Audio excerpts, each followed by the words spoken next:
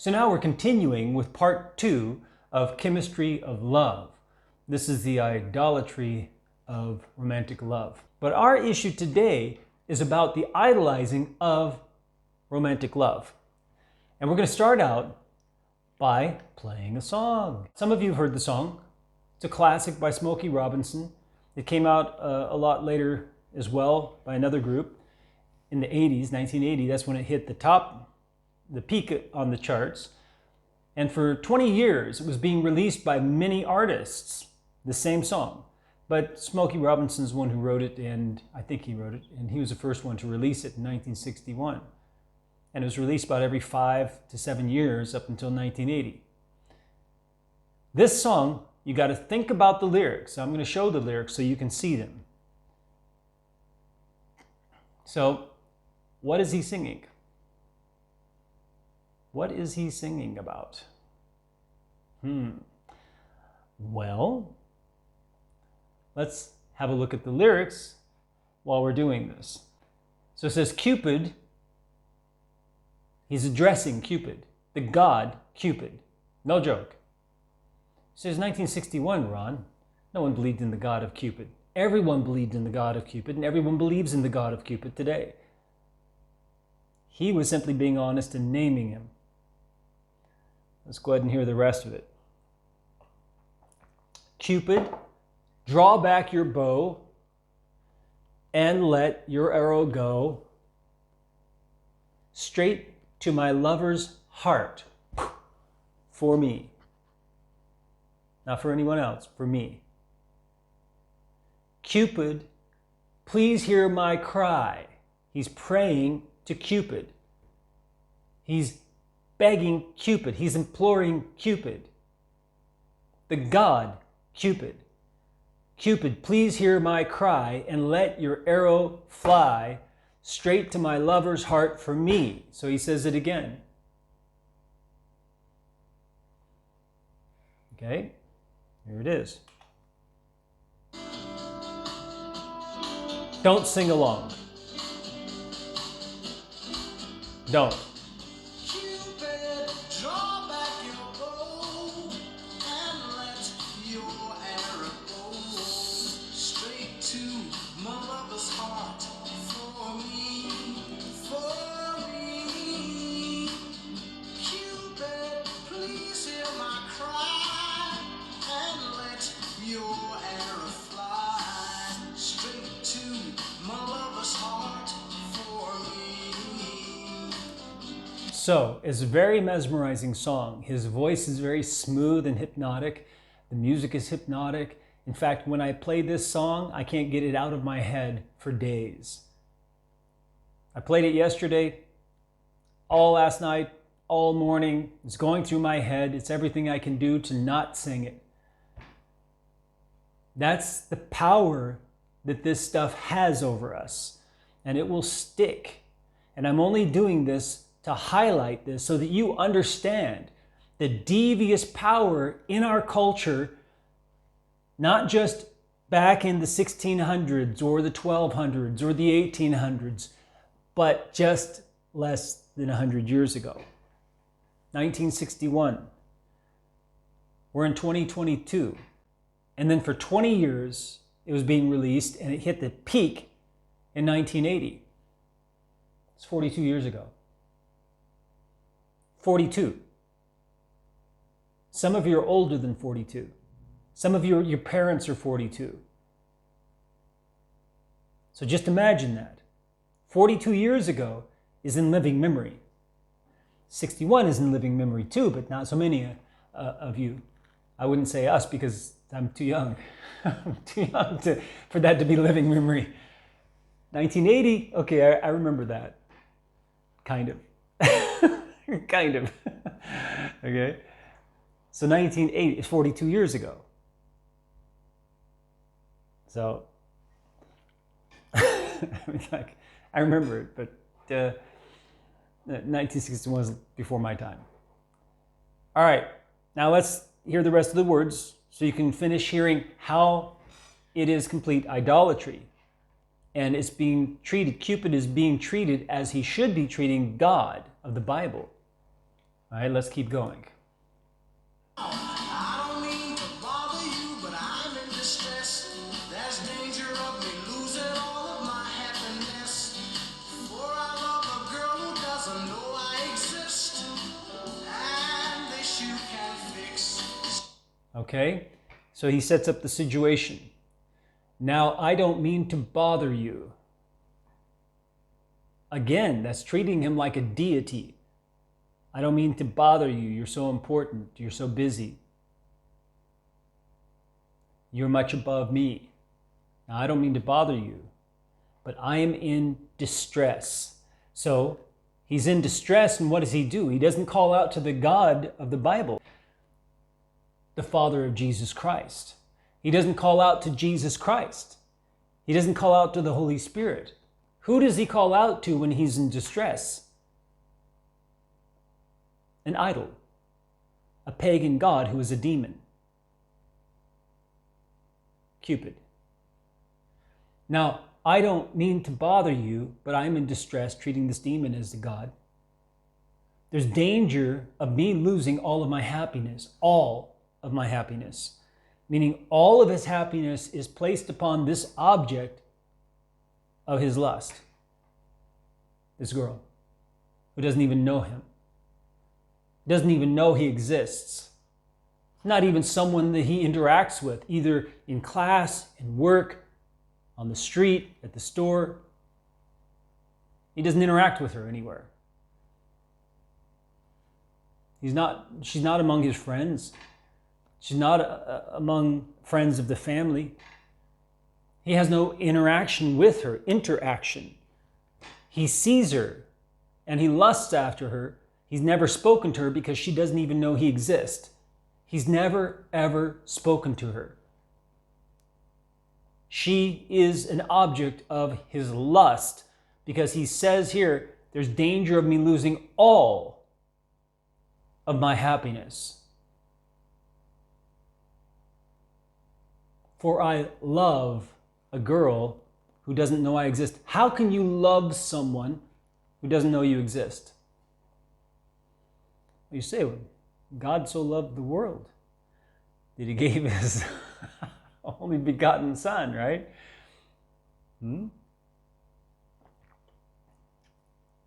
So is that the kind of love he's talking about? No, it's not. And you say, well, he would sacrifice for her. Yeah, right, exactly. Now we're back to Jacob chapter 1. The intense, detailed description of how lust creates an idol, which is really a decoy of something which is not God, and causes you to rush in with hard breath to sacrifice for that object of your lust, with which you then copulate spiritually to create a pregnancy that ends in death. That's what it says. If you've been watching the recent videos, you'll know that. Especially part 1, Chemistry of Love. Go watch it. All right, so we've set this up. He has set it up. We've simply analyzed it to call it what it is. An egg is an egg, a rotten egg is a rotten egg, a rose is a rose, and a worm-infested rose is a worm-infested rose. Let's keep listening. I don't mean to bother you, but I'm in distress. There's danger of me losing all of my happiness. For I love a girl who doesn't know I exist. And this you can fix. So Here he goes praying again, begging, imploring this demon who he's treating as a god. Idolatry. The worship of demons as gods. Cupid, please hear my cry and let your arrow fly straight to my lover's heart for me. Now, Cupid, if your arrow make a love stone for me, I promise I will love her until eternity. I know between the two of us her heart we can steal.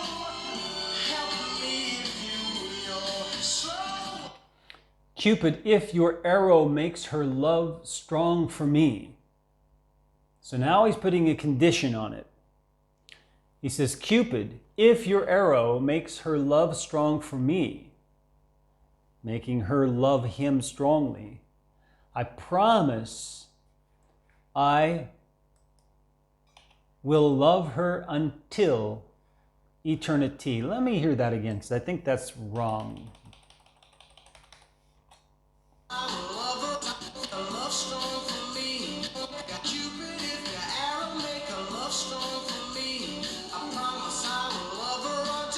No, that's correct.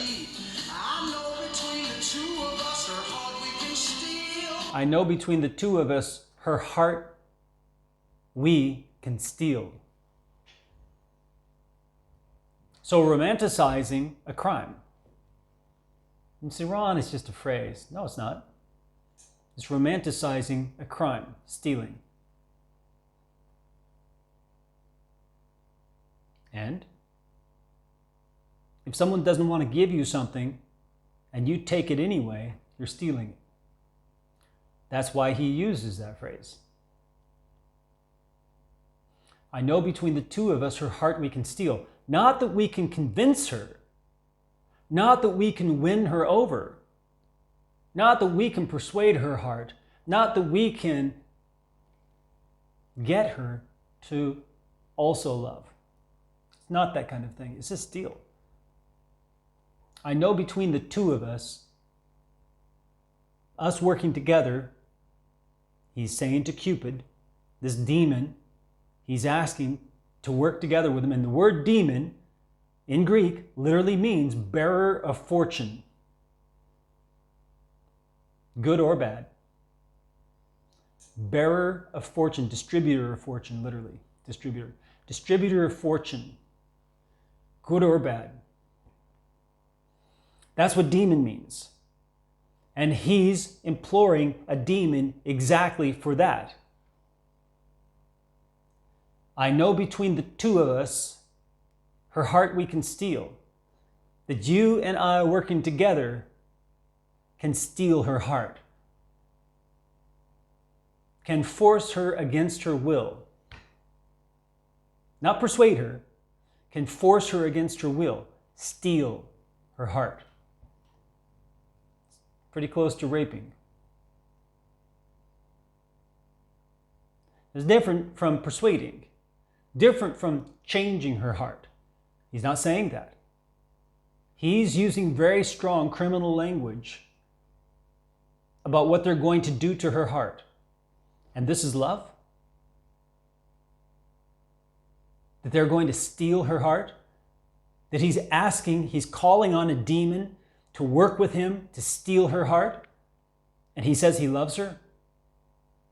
What kind of love is that? That's not love. It's not love at all. That's akin to rape, as I said. Then he says, help me if you will. Again, begging him. Help me if you will. So, Cupid, draw back your bow and let your arrow go straight to my lover's heart for me. Using demonic powers on a person to possess them. It's demon possession. He's calling on Cupid to possess this girl. That's what it is. It's Cupid's instrument, the arrow. To pierce the heart in order to make the heart do against its will what Cupid wants it to do.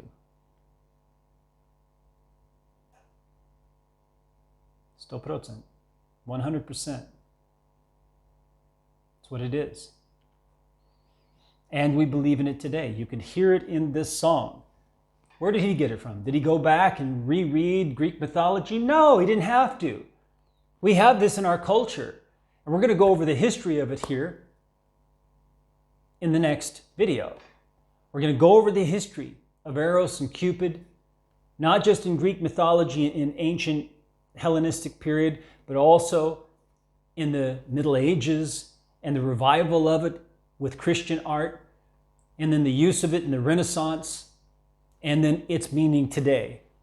And it's enshrining, the enshrinement of it in our pop culture. It is the single driving force of our music and our movies today. Here's the version from the 1980s that I heard. This is a live, well, I don't think it's live. They're live dancing on something like Soul Train or something like that, I guess, in the 70s or 80s, or I don't know when. But they released it in 1980, I understand. This is the Spinners.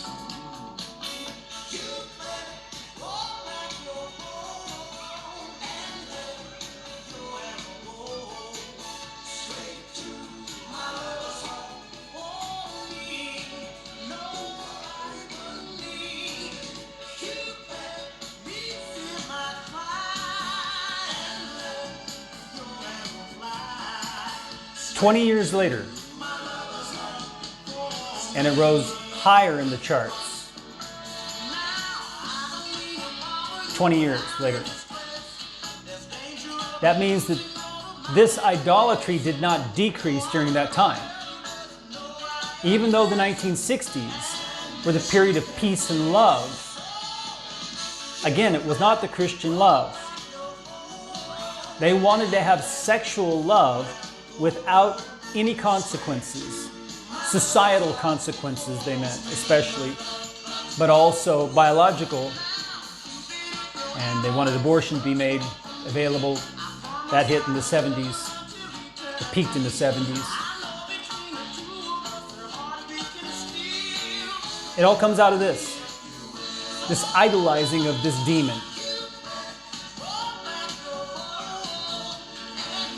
This is serious business, and you've got to plumb your own heart. You need to look in your own thoughts and your own assumptions, and you've got to weed this out. You cannot serve at the table of demons and of the Lord.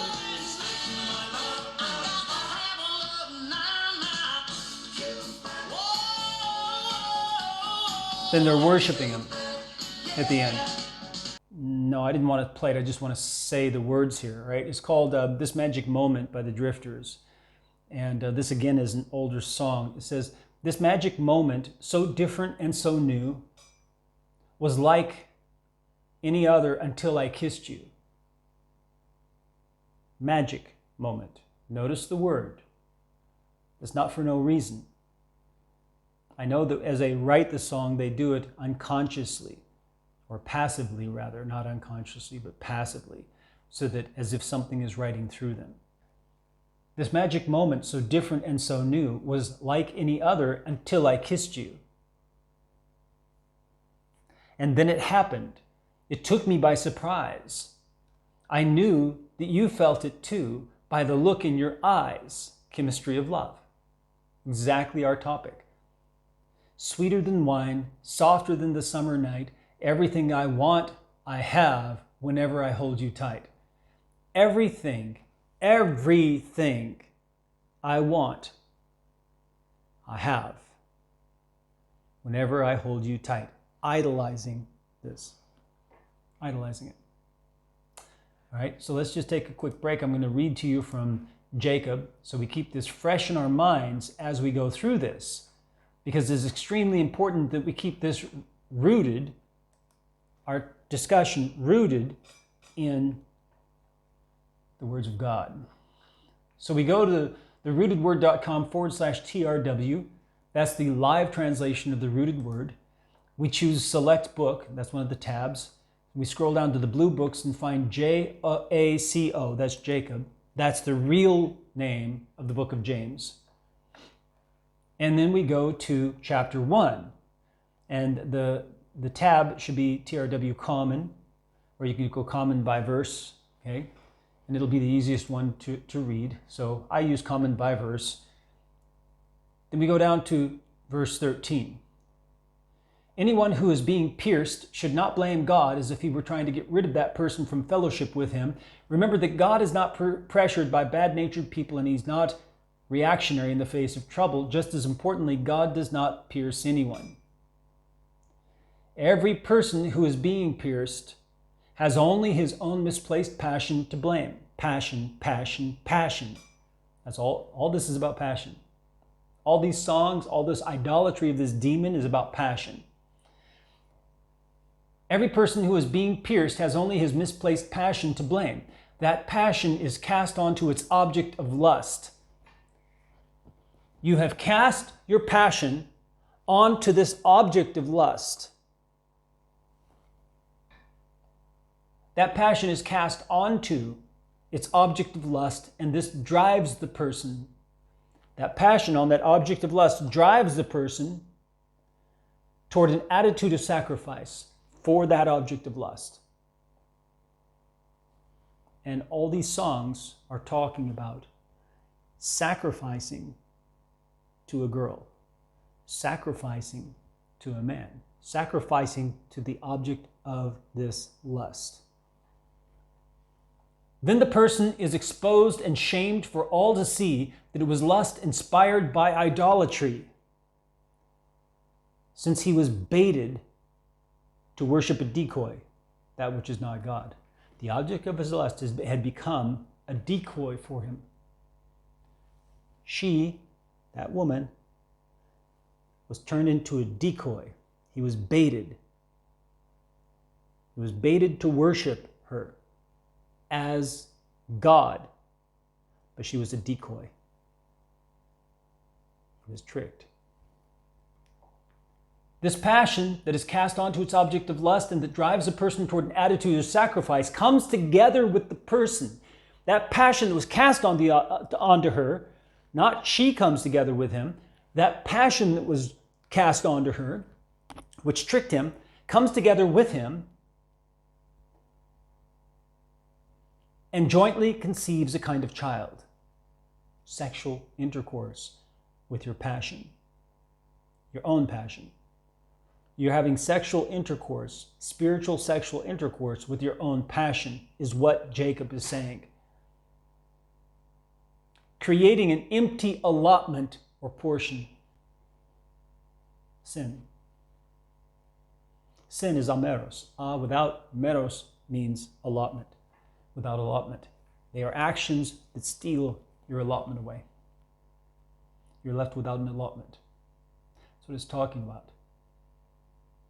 The piercing is what we usually translate temptation. It's not accurate enough. It's not far enough. Piercing. It's a piercing to test. Not a pressure like a tribulation. That has nothing to do with this. It's a piercing. Something very specific, very localized, trying to get through. Each person is being pierced when being pierced. Something's trying to push through to pierce you. Each person is being pierced when. And then that passion comes together with the person and conceives a kind of child, creating an empty allotment or portion. What is the proof of this? The results that all of this is being taken off out of his control. There is a point where you lose control. You have no control, no say anymore. There is a point after which you pass. You've lost control. That's what he's saying. That all of this is being taken off out of his control to a final destination which ends its pregnancy in death.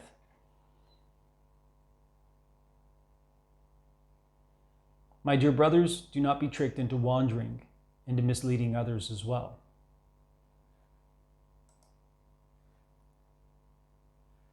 This magic moment, so different and so new, was like any other until I kissed you, and then it happened. It took me by surprise. I knew that you felt it too by the look in your eyes. Sweeter than wine, softer than the summer night. Everything I want, I have whenever I hold you tight. Exalting her as his object of lust to the place of God, though she is a decoy. And he's being tricked into having intercourse with his passion and creating a kind of child, which will create a pregnancy that ends in death in its destination. This magic moment while your lips are close to mine will last forever. There's eternity. The promise of eternity. Tell me it's not a decoy. It's a promise of eternity behind an object of your lust that's exalted as a god, but is a decoy to trick you in order to get pregnant by you, which will end in a destiny where its pregnancy ends in death. This magic moment while your lips are close to mine will last forever, forever till the end of time. In case you didn't get it, the forever is eternity. He spells it out. Will last forever, forever till the end of time. No, it won't. You're being tricked into having spiritual intercourse to create a kind of child, and the pregnancy will end in death at your destination. Oh, magic. Oh, magic. Magic. Yes, that's what it says. That's the bridge. Those are the words. He's saying, oh, background singer saying magic. He says, oh, they say magic. He says, they say magic. Magic, magic, magic. Tell me magic doesn't permeate our culture. I've said it before with regards to the word faith. That's why we don't use the word faith in the rooted word. We use what the Greek word literally means, which is persuasion. Not faith, persuasion. Faith is from our magical culture. Chorus. We've already heard that. So all it's just is, that's all the words. They're just repeating different parts. All right, so if that hasn't convinced you, I want to play you a song that every one of you have heard. And some of you absolutely love it. But I doubt you're going to love it after I get done with it.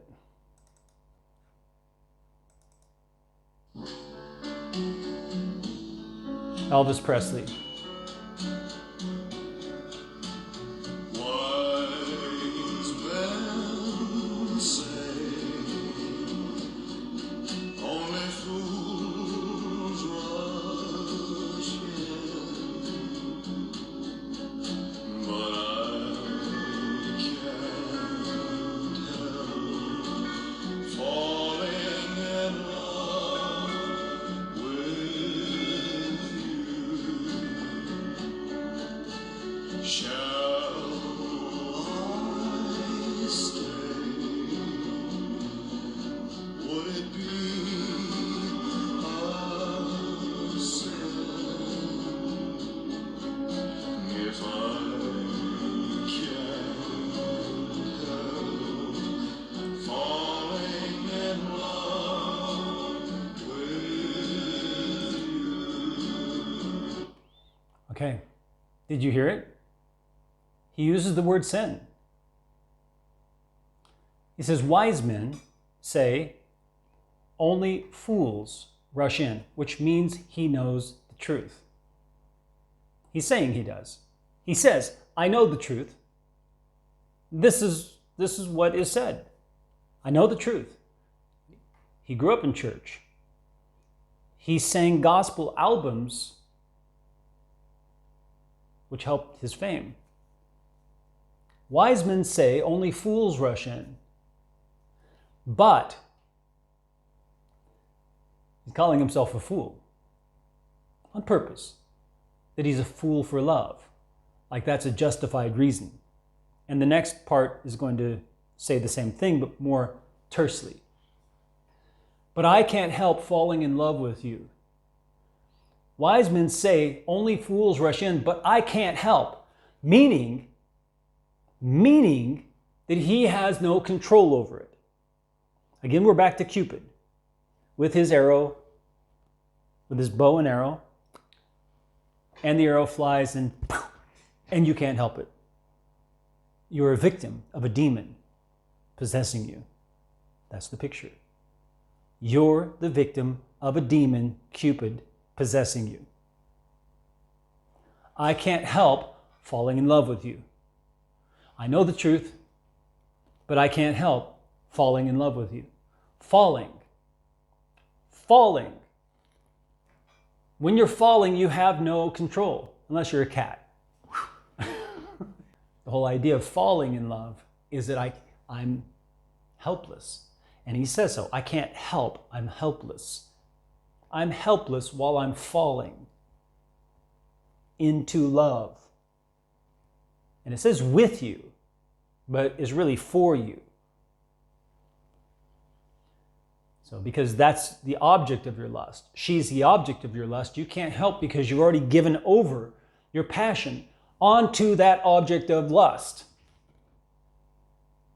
Jacob. Now the second part says, shall I stay? Meaning he has a choice to leave at that point, and he doesn't. Shall I stay? Would it be a sin? In other words, he knows it's a sin. He's trying to convince her that it wouldn't be. And his justification is, if I can't help falling in love with you. How can it be a sin if I have no choice? And yet the very first question says he has a choice. Shall I stay? He's asking her, he's giving her the choice. He's surrendering his passion and his will onto her for her to make the choice whether he should stay or go. Meaning he has an option to go. But then he says, he argues, how could it be a sin when I can't help falling in love with you? I have no control. I have no control. I can't do anything else but fall in love with you. You're so amazing. You're so great. You are a God. We're back to idolatry. So how could it be a sin? If you are God, and I am a human, just like in Greek mythology, where the gods can cause the humans to do things against their will, can put passions in them that's not theirs. And Cupid is a prime example. Shooting their arrow in, and then you're helpless to Cupid's love thrown onto some object. It seems like it's not your control at all because, well, of course, the demon has possessed you. The demon Cupid. Shall I stay? He has a choice to go, but he's throwing the choice onto her. Would it be a sin, really? Would it really be a sin if I can't help falling in love with you? How could it be a sin if I can't help falling? Sin is something I have to choose to do. But I can't help falling in love with you. I can't choose anything else, and therefore it can't be a sin. That's the argument he's making. Very subtle, very quick, all implied, but rock solid concrete there. Okay? Shall I stay? Would it be a sin if? Would it be a sin if? Would it be a sin if I can't help falling in love with you? Here we go, the chorus. This is where they hypnotize you. Like a river flows surely to the sea, darling, so it goes. Some things are meant to be. All right. Like a river flows. So he's comparing it to nature, saying it's a natural thing. He's saying that me not being able to stop myself from falling in love with you is a natural thing. And that's the argument. That's the chemistry of love, right? Like a river flows. What is like a river flows? That I can't help falling in love with you. Me not being able to stop from falling in love with you is like a river that flows. The river cannot stop itself from flowing. Well, heaven help you then. Because if you married that girl, then how are you going to stop yourself from falling in love with someone else while you're married to her? We talked about it. We've mentioned it in passing at least. And if you're going to say it's like a river flowing, and the river can't control where it flows, then the river may be flowing into one lake, but then flow off into another lake, and another one, or flow down this valley into this valley, and that's one woman, then off down into another valley. And you have no control over where you flow. That's your justification. You say, well, it can't be a sin, fornicating with all these women.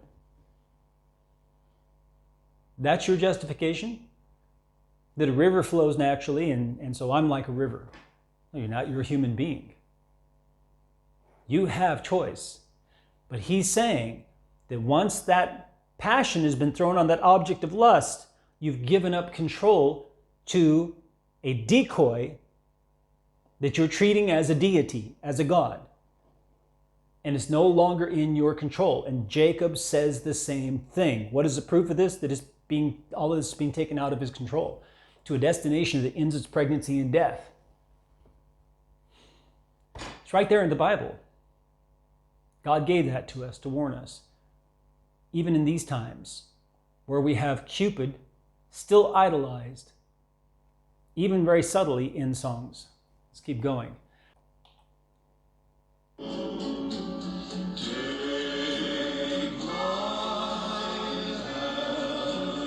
Gets more extreme.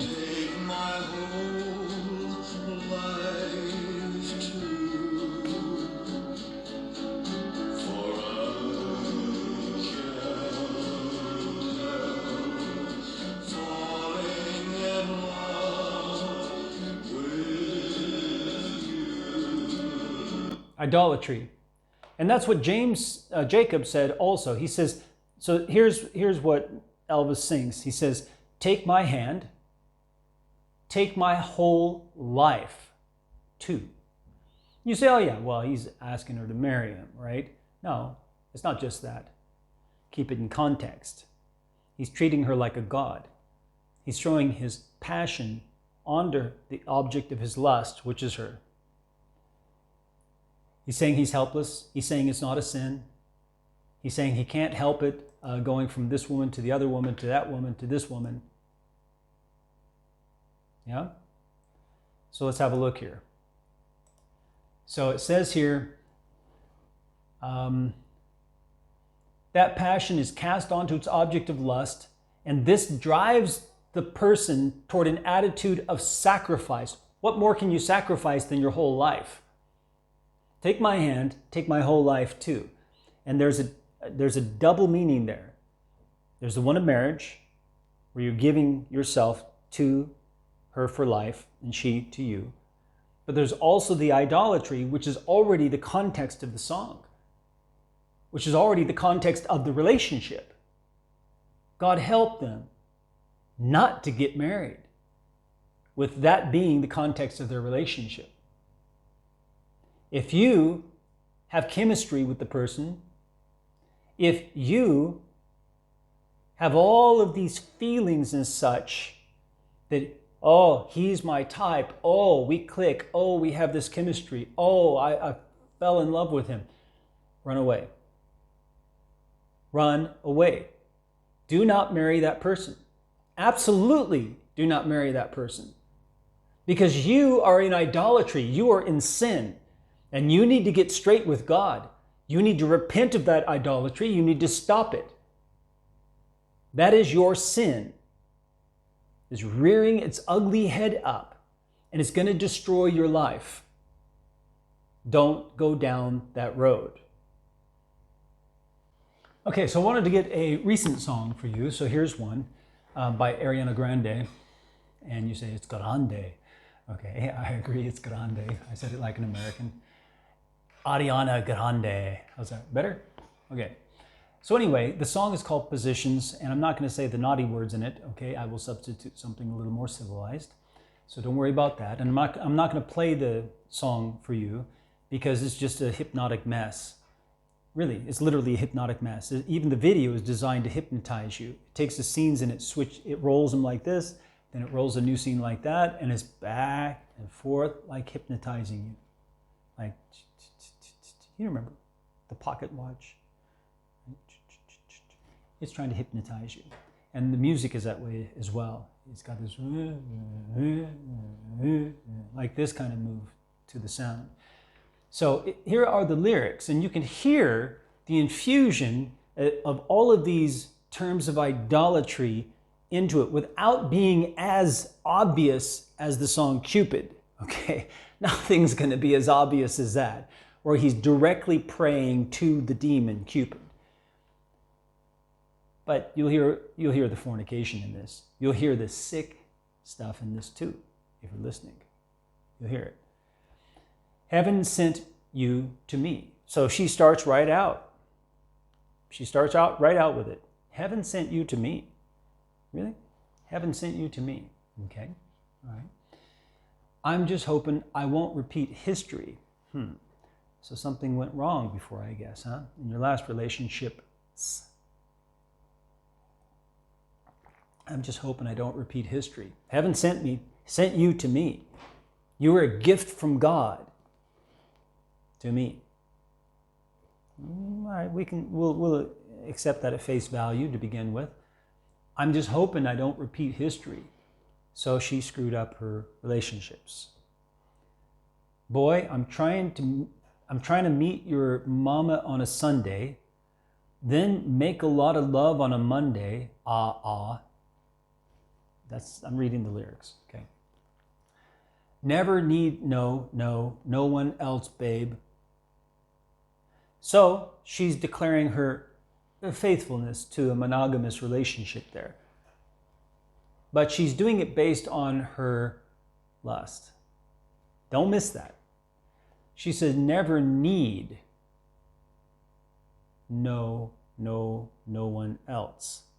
Never need. What if one morning she wakes up and she finds she needs someone else? Again, it's based on passion thrown onto its object of lust. Don't miss that. Okay? Never need no one else, babe. You're all I need. You fulfill all my needs. Okay, maybe she doesn't go that far, right? But she says, I don't need anyone else, babe. And that's implying I'm going to be faithful to you because I don't need anyone else. What happens if your needs change? Because it's based then on that passion again and a decoy. So she says, boy, I'm trying to meet your mama on a Sunday, then make a lot of love on a Monday. Are they married or are they not? We don't know. Okay? We don't know. Are they married or not? If they're not, it's fornication. If she's talking about making a lot of love with someone else on a Monday, well, I doubt that's the case because the next line says never need no one else. Okay? Chorus, because I'll be switching them positions for you. Switching them, it's clearly implying sexual positions. Okay? But it's a play on words as well, because then she talks about positions, a position in the kitchen, cooking, and a position in the bedroom. So it could be that, but it could also be talking about sexual positions, which is what it first sounds like. I'm in the Olympics. Switching the positions for you, cooking in the kitchen, and I'm in the bedroom. I'm in the Olympics. Way I'm jumping through hoops. Now that again could have double meaning, like jumping through hoops, doing the cooking, and also performing in the bedroom. And then I'm in the Olympics, the way I'm jumping through hoops, but it could also refer to jumping through hoops in the bedroom only. Know my love infinite. Nothing I wouldn't do. So she's declaring her love is infinite, is God. What else is infinite? She's giving her passion an attribute as a God. Her passion. She says, my love. Know that that's not there, but know that my love is infinite. Know my love infinite, nothing I wouldn't do. And you say, what does that have to do with infinite? Her love is infinite, nothing I wouldn't do. That her love is infinite, that gives her the drive to do anything that she needs to do. Back to Jacob.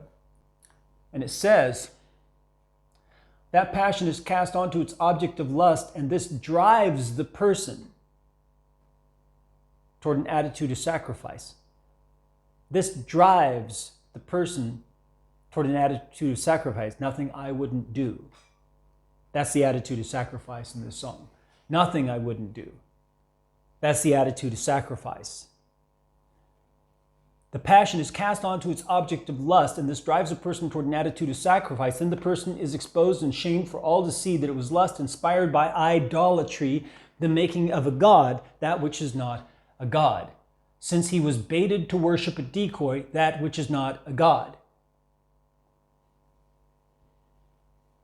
She's given a divine attribute to her love in order to justify her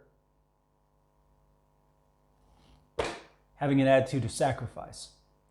This passion that is cast onto its object of lust and that drives a person toward an attitude of sacrifice comes together with the person and jointly conceives a kind of child in the bedroom,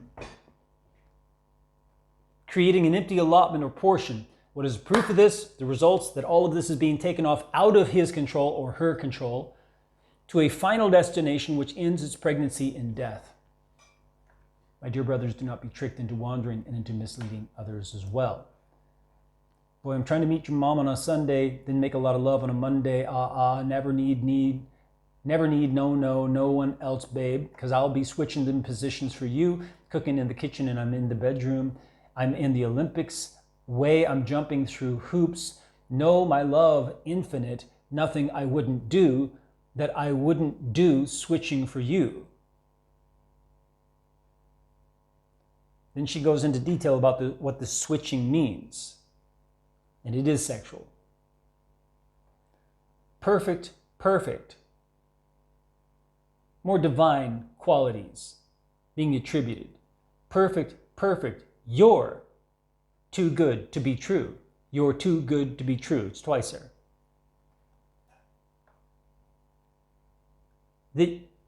He is the object of her lust and has been deified as perfection.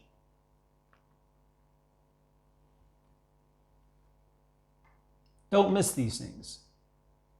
They'll just go right past you, zoom, right over your head. You won't even hear them. They'll go into your ear and not out the other side because it will rattle around and embed itself into your brain with its claws in your mind. Perfect. You're too good to be true. You're too good to be true. It's a decoy. He has been made into a decoy, and she's worshiping him as a god. But I get tired of running. F it. I won't say the word. But I get tired of running. F it. Now I'm running with you. Meaning there's nothing she wouldn't do. Because he is a god to her. Said boy, I'm trying to meet your mom on a Sunday, then make a lot of love on a Monday. Never need, no one else, babe, because I'll be switching them positions for you, cooking in the kitchen and I'm in the bedroom. I'm in the Olympics way, I'm jumping through hoops. Know my love infinite, nothing I wouldn't do, that I won't do, switching for you. And it repeats the whole thing again.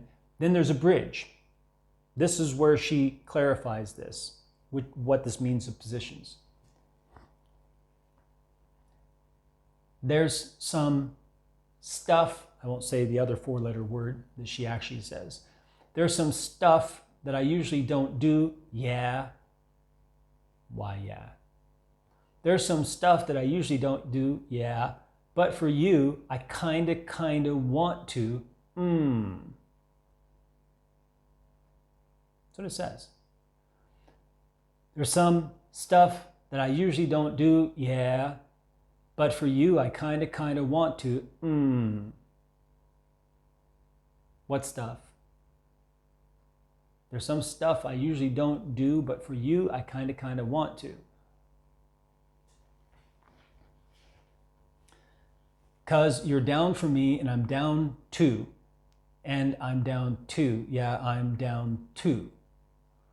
Why does she say it 3 times? So you think of sexual positions with her on the bottom, perhaps. Who knows? Switching the positions for you. Says that immediately after saying I'm down 2 3 times. Because you're down for me and I'm down 2 and I'm down 2. Yeah, I'm down 2, switching the positions for you. Driving this sexual imagery in. There's some stuff that I usually don't do, but for you, I kind of want to, because you're down for me and I'm down too, because you're down for me. Reciprocation. Okay? So you hear the idolatry, the temptation, piercing, the sin, the actions that rob you of your allotment, the decoy of sacrificing to that which is not a God, but being baited into doing that as if it were a God. And she's perpetuating that, trying to also bait you into treating the objects of your lusts as gods. She's trying to bait you into doing that. So there you go. Now tell me that Cupid doesn't live on in our culture. It absolutely does. The deification of romantic love, idolatry. You need to smash that idol, not the like button. Some people say, smash the like button. No, smash your idol. Smash that idol. Stop talking like that. Stop thinking like that. Stop feeling like that. I can't help how I feel. There you go again. Were you shot by Cupid, the demon? Do you not know the Spirit of the living God? Greater is he who is in you than he who is in the world, if indeed he is in you.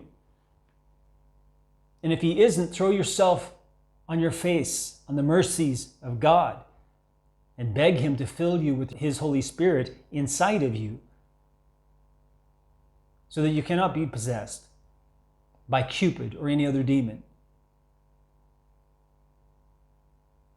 May God have mercy on your soul.